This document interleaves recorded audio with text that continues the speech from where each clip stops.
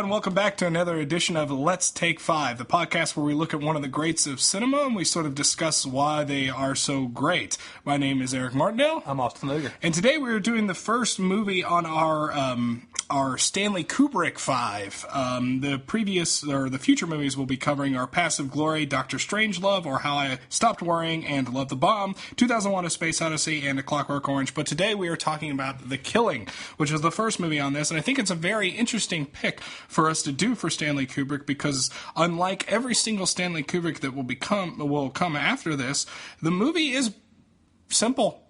Very simple film. So I watched this again, and I really enjoyed watching it. And the question I need to ask you is, why do you think this needs to be on the five? Well, I thought that... Okay, so the previous history you need to know about this before we decided to do this was that Austin has... His most unique opinion about everything is that he thinks Stanley Kubrick is overrated. So... And Alien. And Alien. Those are two very... The previous episode. But, so part of it was... Okay, so to answer your question, part of this was I wanted to pick a movie that wouldn't offend or please. Like, it would just sort of be... I knew there's no way you're going to watch that movie and not like it. Like, we're not going to have to argue about that. Okay. Because I considered... I didn't want to do The Shining because I don't like The Shining all that much. And then Full Metal Jacket I didn't want to do because I love the first part, but I don't like the second part. It's not that I don't like the second part. It's forgettable. My memory is like it's 2/3. No, it's about half and half. Is it half and half? Yeah, I think so. Yeah. It was like a half hour, 40 minutes of greatness, and then no, it's like an hour. That's so weird. Yeah. So I didn't want to do that one because I didn't want to like per the nature of the podcast, I wanted to make sure that the five that I picked were solid, and that if we were going to disagree on one film, let's disagree on Clockwork Orange because I have the rest of the film community of the world to back me up on that one. Well, what is The Killing about? So yeah, The Killing is it's a simple movie about sort of in the vein of Seven Samurai or Ocean's 11 about a group sort of coming together to complete a task, right? Mm-hmm. So the goal in this movie is that everyone is going to take place in a heist of a horse racetrack. And everyone's got a very specific job that they're hired to do that they need to do. Somebody's the money. Somebody has to take the shot. Someone has to be on the inside to open the door. You need all these pieces, and at the end, they're going to split the money they steal at the horse track. It's an interesting film because it's not told chronologically, which for the time is not common. You're not going to see that very often. And it's told with a voiceover in law of future movies that are going to come, that especially movies that are not going to be told necessarily in order. Go ahead. The voiceover, this is a noir film. Yes. This is very much a noir film. You even have Jim Thompson doing the dialogue. Mm-hmm. Jim Thompson's awesome. The voiceover is very much fitting in the past couple decades, but here's my first complaint. I thought that guy was bad at voiceover. Okay, so the first time I saw the film, and I rewatched it for the podcast, I think I agree with you, but it doesn't bother me as the film goes along. It's one of the guys who's in the film. He's very cool with his weird... Is it one of the guys that are in the film? I thought it was. I didn't know that. The main guy, I don't know anyone's names, they had similar voices. I haven't seen this movie as much as Jurassic Park. I can't. Maybe. So that's the way. The guy who makes it to the end. Yes. I thought it was him doing the voiceover. No, I don't think so. Okay, then the voiceover guy's bad. Yeah, no, I think the voiceover guy is... He reads like the news. He does. The movie's old, though. I don't feel... Old news. Yeah, what I mean is, I don't know if that's... I don't necessarily disagree with you, but I just don't think it's a problem that I don't think it's a problem that you would have had at the time. That's true. I just don't think that. It's a small thing. He reads it like the opening of, Citizen Kane. Yeah, but this is it 56, this film? Yeah, I believe so. We covered Sunset Boulevard. 56. 50, and that was a good voiceover. Yeah, but anyway, regardless, it's what he's actually saying, I think, is good, and it always keeps the pace moving really well. The writing of the voiceover is fantastic. Yes, the writing is really well. So we're really good. So we start out with the main character is Johnny Clace, played by Sterling Hayden. Sterling Hayden, you'll know as the lieutenant in The Godfather that breaks Michael Corleone's nose. Who it's really interesting seeing him in this film just because, fucking hate that guy in The Godfather, so like rooting for him in this movie is kind of weird. And then the rest of the cast is pretty good as well. But Marie Windsor, I wanted to point out because she was an actress that appeared in several like B movie noirs in the time, and she's in this film as well. And I think she's used fantastically as well. I think they use her femininity well. I think she fits that noir mold really well. But so you basically see this heist come together in a very smart way and then fall apart in a very stupid way because these people are not very good at what they're hired to do, and I love that. That's kind of what I think attracts me to the film so much. Is it's so sophisticated and so slick and so smart and so sly, and yet the people that are hired that actually go about their business. The only one that's good at his job is Johnny Clay. He's the only one. The rest of them are actual shit. Yeah. One guy is just supposed to be the money for the job. He shows up to the scene of the crime. Like they were expecting him to be like miles away, and here he is drunk at the event. So you start to see like the way it builds towards these men coming together to accomplish this goal. It's fantastic. And then the way it builds towards them falling apart and screwing it up, I love that just as much. Well, the screwing it up part is kind of mixed for me because there's a couple of characters I was really into and other characters I didn't care as much. The money guy didn't care that much. When he shows up drunk, it is something like noteworthy. Because it's like the first time your ears perk up. Wait a minute, this is not going as planned. Because you can't imagine it not going as planned. Yeah. Because of how well they put it together. And the voiceover is fun because they go like, at this point, like, he was driving just fine, but if he was 10 seconds late, it'd be awful. If he's 2 minutes early, it'd be fine. Like, it's really fun voiceover. And very noir-y. Very, very noir. But the ones I really enjoyed who were fucking at the very beginning was that mousy dude and his horrible wife, who I thought those two like those two wonderful. They are the guy that plays the mousy guy. And if you've seen the film, you know what we're talking about. This is the guy that works at the racetrack. He's the guy that takes the bets. His job is to open a door. Yeah. That's literally his job. All he's got to do is open the door. But he's got to keep his mouth shut, and he ends up telling his wife about it, who's two-timing him with a guy who's going to rob them after they steal the money. That sequence is amazing, because when she's talking to him, and like... those are the best scenes in the movie. Yeah. Those two talking. Yes. Are my favorite parts. Yeah. I agree with you on that. When she was talking to the guy she's having the affair with, and like, oh, wow, he actually has a good plan. Pause. What's in it for me? Like... Well, we could rob this guy. Like, it's just like this immediate thing of we can get all the money. Yeah, and there is a bit of a morality to the movie, which I think existed in noir movies, in particular films that were made pre-1960. Yeah, like this is still under the code, or it's on the edge. It's right. It would be right there. I bet it's still in the code based on the ending. Based on the ending, yes. Yeah. Okay, we'll get to the ending. So, and I agree with you, these are the best scenes in the movie because the actors are so wonderfully understated. Especially him. Especially him. He's so good. Like, why? Why don't you love me? Why? I do all these things for you. You know I'm crazy about you. He never gets upset about anything. Then she's like a line, like, we're butchering the brilliance of the noir dialogue, but she's something like, you know, when a husband asks that, it's not working out well, is it? Which is probably pretty accurate. Yeah. So she sort of manipulates him into telling her what's going on. Barely manipulation. She was simply like bored. Yeah, but he's crazy about her. She doesn't need to lift much of a finger to get anything out of him, and she knows that. Actress brilliantly knows that, and I think she does too. I've seen Marie Windsor in a few films. I've always liked her. She's gorgeous, so she's nice to look at. Sorry, but she's also. I always thought she fit these roles. She just plays these roles really well. As sort of these Black Widow type characters. She just works well for it. She did end up getting typecast as this. Have you seen her in other films? Possibly. Yeah, I think you have. She's in a lot of.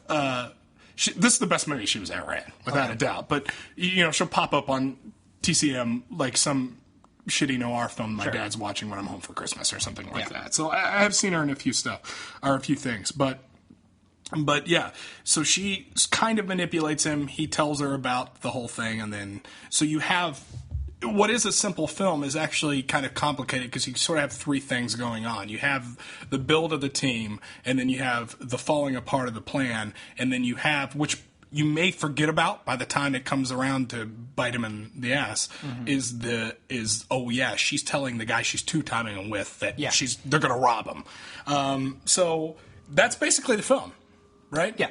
So you watched the film. Uh-huh. Did you like the film, Austin? I thought it was fine. Yeah. You know, I was worried that I was like zoning out a little bit too much, so I kind of rewatched parts of the beginning again. And I think it's good. And something I want to talk about is one thing that's very kind of well known about Kubrick, especially later in his career, is how much of a perfectionist he is. You know, the infamous how many takes and whatnot. But he always the Scatman Crothers and The Shining, like 118 takes or something insane. like that. But he's someone who really wants control of his camera. And this is a movie that I was his third film, and he's still really young into his career. 28 years old. 28. That's really impressive. Yeah. But there's only a few moments. It kind of was sometimes I thought kind of a little bit sloppy looking, and then it was brilliant because that one I didn't like the opening credits of at the racetrack and whatnot. I thought it wasn't very. It didn't affect the tone for me, but it did affect the tone for me during I think maybe the third segment of introducing the team when you had his name Sterling Hayden. Yes, Sterling Hayden's the actor who plays Johnny Clay. When he's talking to his girl and he's walking down the hallway and the camera just follows him the entire time and behind all this stuff and he just keeps talking. It's so many rooms that he's going through. Mm-hmm. That shot is so awesome and very new for the time. It was really, really impressive. And then it went to kind of a fine looking scene. Every once in a while, it would just keep popping in brilliance, but not enough for me to put the movie over the top from being good to great? There are some directors where you kind of go, oh, this is an early film, and you go, this guy's going to be a genius. There was nothing about this that stood out that way, because what kept sparking for me was, I love Jim Thompson's dialogue, and I keep repeating that. Yeah. And I know Kubrick did write the script, and Jim Thompson did some updates with the dialogue. I forget if it was based on something, but it is... It's really fun. It was. I'm positive it was. I'll see the greatness. I guess. Yeah. Okay. So I didn't. So I guess this brings it back to the original question. So why did I pick the film? Yeah. Okay. So I don't think this is a great movie. I think it's an important movie because, unlike you, the difference is I see the future here. Mm-hmm. I can get it. Especially when it's doing things, this is a 28-year-old doing things within the context of a genre that has a lot of great shit in it. I mean, we're talking, this is what gave us Maltese Falcon. His first film. Yes. Okay. Yeah. All right. But Hard Eight was P.T. Anderson's first film. It's also noirish. Yeah. And not very good. Yeah. So, and I don't see where the greatness comes from that either. Sure. So, I thought that this was more, The Killing was more than enough noble. And granted, it's not his first film, because he did Fear and Desire before this. And what was it? Killer's Kiss? Yeah, Killer's Kiss, right. So, but, again, 28 years old, I thought this was pretty impressive. I was really impressed by the end sequence. Do you want to go there now, or you want to... Yeah, we can go there now. Because at this point, it's all gone to hell. Mm-hmm. They got all the money in this one suitcase. Sterling Hayden and his girl are at the airport. It's got this wonderfully tense situation of he wants to get this giant suitcase on the plane with him. Yeah, that scene could have gone on 10 minutes longer, and I wouldn't have minded. I really liked it because I'm with you. Because I love how polite the airport security is, but also they did a really wonderful twist with the dialogue of oh, we can take care of this for you. We'll be happy to cancel your flight. Yeah. So he's trying. So he's the only one that's got away with the money at this point because everyone else is dead. Yeah. Because when the guy goes to rob the place where they're waiting up or they're holding up, everyone gets killed. Yeah. And he just takes the money to the airport with him. So he's loaded with a suitcase full of cash. Cool voiceover going this was always the plan. If there's anything compromised, whoever had the money would just go for it. A great dialogue that you thought was read poorly. So that really bothered you the whole film? It bothered me more at the beginning, then became more natural. I feel like as the movie went along, I stopped caring. Yeah, it started off really awkward for me. Yeah. But then I really enjoyed the dates and the times. Yeah. Half hour earlier at 5:30, this was going on. Yeah. That was way too 20th New Yorkie, but yeah. Well, apparently the original cut of the movie was to have it more out of order than what it actually was. So, I thought this was a good mixture. I thought it was too. If you're going to go out of order, Yeah. but again, getting back to the end sequence, so he's got this suitcase loaded with cash. He's trying to get it on the plane. Eventually, puts a tag on it, or he looks at it, and this is 1956, so they're all standing on the tarmac, Yeah, watching the Never bus happened go to in, me. and they're just keep an eye on the bag. Something bumps into him. Bag falls out. it's a dog. Yeah, that's right. And money flies everywhere in a really beautiful shot. Like it so wisely kept a wider shot than what was going on, and didn't try to chase the action. Just kind of let the money flow to where it was, and I thought that was really cool. And then without dialogue, cut back to them and go, Time to get out. "Yeah, time to go." And that was just a really kind of great actor. Just visual storytelling, I thought was really strong. So to me, actually, at this point, this movie's trending pretty high for me. I seriously, I'm thinking 9 out of 10, 8.5 out of 10, something like that. At this point? Yeah. Oh yeah. I'm into the movie more than you are. Okay. I'm enjoying. I'm not necessarily enjoying the way the actor is portraying or giving the read on the voiceover, but I enjoy the voiceover quite a bit, and I think the characters are nuanced enough to where I get their motivations and I like them. I'm enjoying the team, and I'm enjoying watching them mess it up. Sure. This movie lacks any sort of denouement. There is no resolution to this movie. I was okay with that. I wasn't actually. Interesting. I wanted 5 more minutes. I'm never going to be cool with a film that ends in its falling action. That's never gonna be cool. That's done a lot in noir. And it is done a lot in noir. But, again, I don't have a lot of noir films that I point to as being the best films ever. Say Chinatown, Maltese Falcon, Casablanca's kind of noirish. Some say it. Some say it. I don't know. Wrong. I don't know. Whatever. Some are wrong. So, it's interesting. So I watched it on Filmstruck, and Filmstruck had a cool little introduction. I think it was done by Kim Morgan. And she mentioned how the last line of this movie is one of her favorite last lines ever in a film. Can't remember. And I paid attention for it because of that intro. And it's really fun because they're now at their car, the cops are coming. And I believe she says... You need to run or something? And he goes, "It doesn't matter." And then the film ends. Yeah. So I do actually enjoy that as the maybe 3-second denouement. Mm-hmm. So I did enjoy that. Yes, it's after the climax. It's just, but the shot it ends on is so weird. So it literally pops up the end. Most films at the time are cutting to a black screen that say this. It's still the scene's going on. It says the end, and the cops are pulling out the guns, and walking towards the camera. You're like, Yeah. Are you kidding me? Yeah.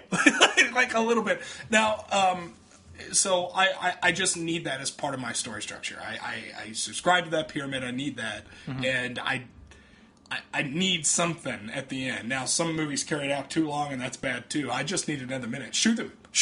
I don't care. Like it's cops back in that time. They just probably blew him away right after that was over with. Anyway, the moment he moved, a la Bonnie and Clyde, or Bert, the cop from It's a Wonderful Life, that starts shooting at George Bailey in the middle of the street, which we didn't talk about on that podcast, but that was weird. But you know what I'm talking about? Yeah. He just opens up fire on him in the middle of the street because he runs. But anyway, I would have liked a little bit more of that, but I thought the script was very tight. And maybe a lot of that was helped by Jim Thompson. I don't know.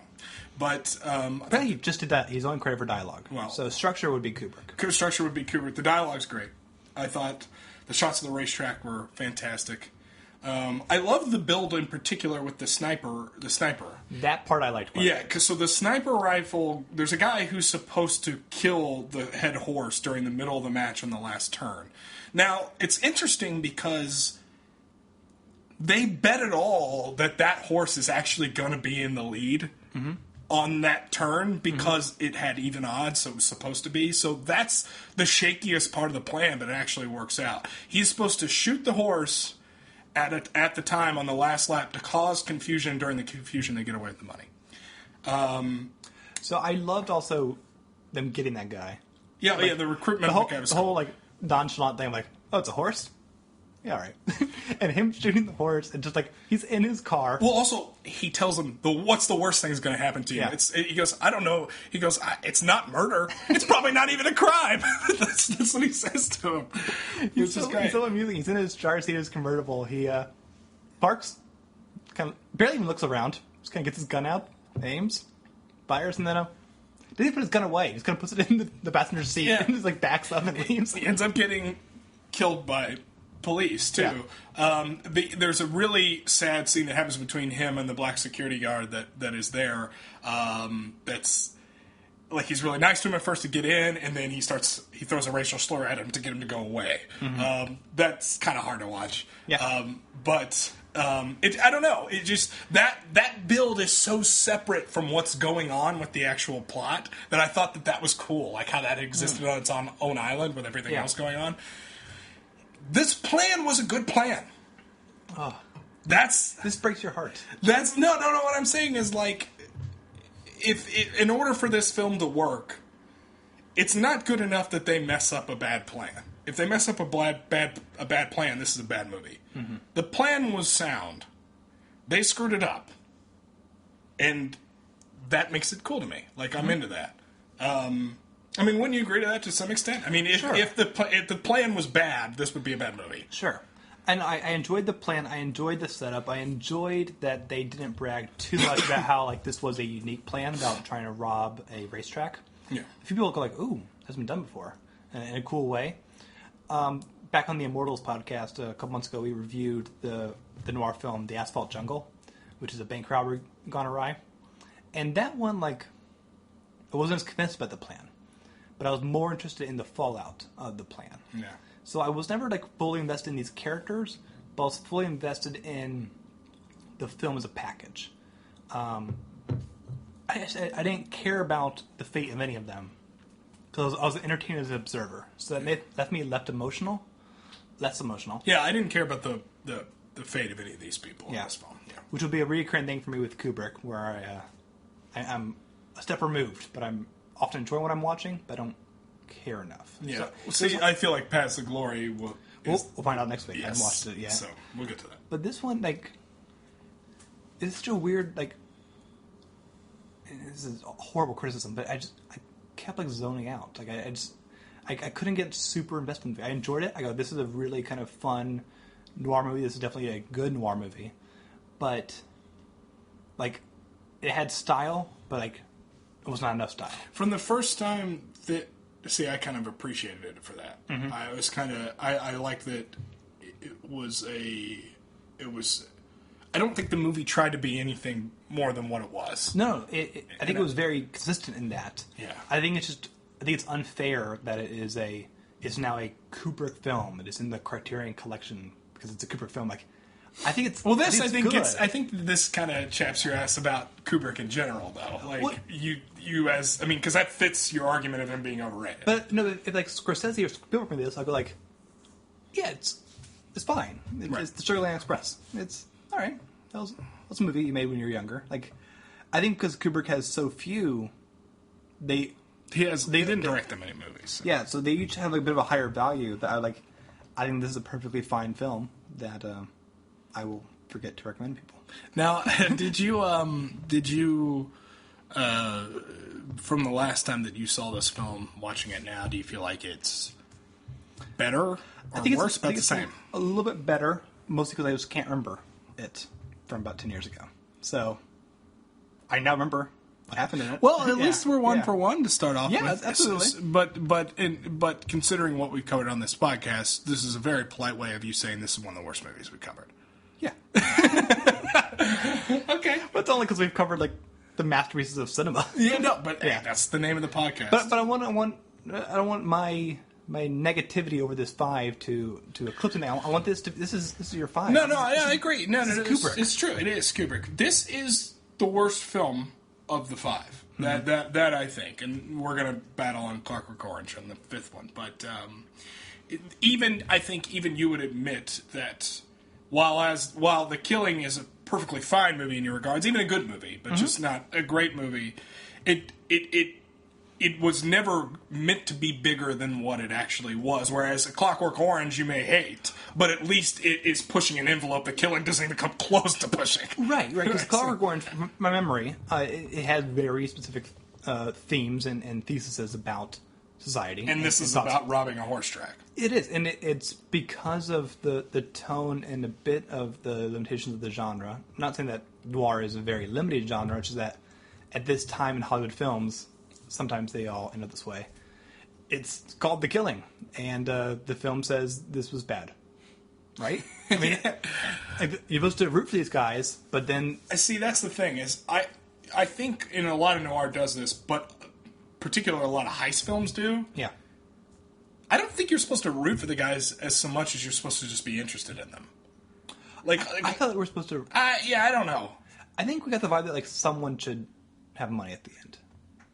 I don't know. I didn't feel that way. Liked Sterling a lot. Yeah, I didn't feel that way. Oh, and if that is true, I think it's better that he doesn't get it. Yeah. So I thought that was a good choice. I think it does like Sterling too, but again, getting into the morality of the time, I almost feel like Bonnie and Clyde, they shoot him in the car and they murder him in the end. Did people expect them to get away with this? I don't know. Well, it is something interesting that I guess Kubrick is bringing up. Again, I forget this is based on something, maybe it is, but either way, the story is centered around the robbing of a racetrack, and at this time, gambling. This is a seedy area full of seedy people and a seedy thing. So that right now they're a bit in the kind of 50s morality. They're more like they're robbing criminals than they're robbing the wonderful institutions of a bank. Okay. You know what I'm saying? They're doing something that's still, okay. It's still someone's money, though. Yeah. Absolutely, it is. Yeah. But I'm thinking it's at least it's an environment that isn't as like the banks are not supposed to be robbed, and this is a world where the racetracks aren't a noble institution. I don't agree with that, but it's something different going on there. No, and I get that too. I just don't feel like the characters.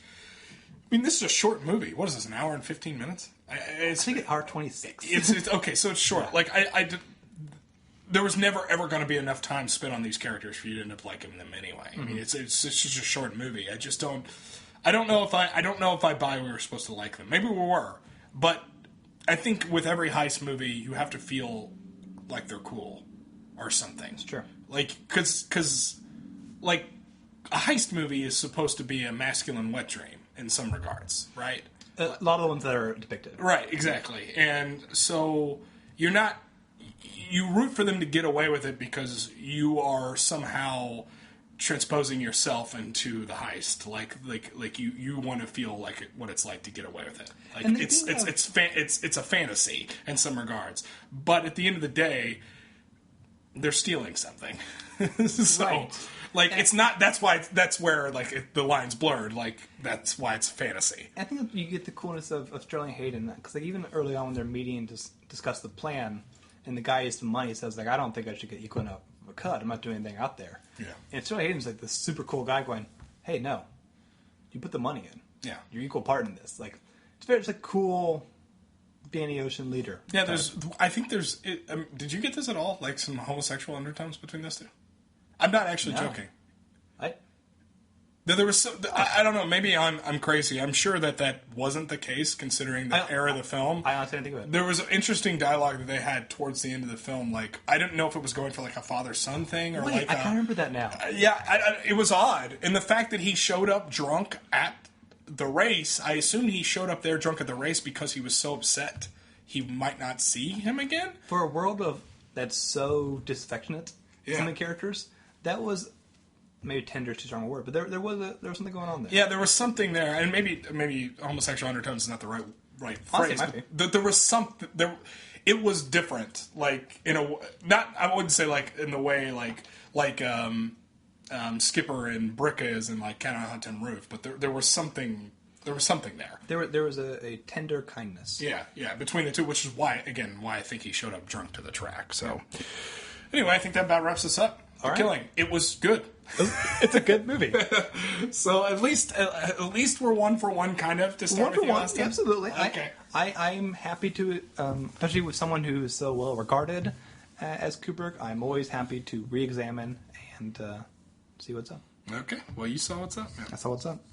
All right. Next week, we will return to review the war film Paths of Glory. Until then, you can leave us a comment at theartandmoral.com, where you can comment on this episode, let us know what you think of The Killing, or any of our episodes.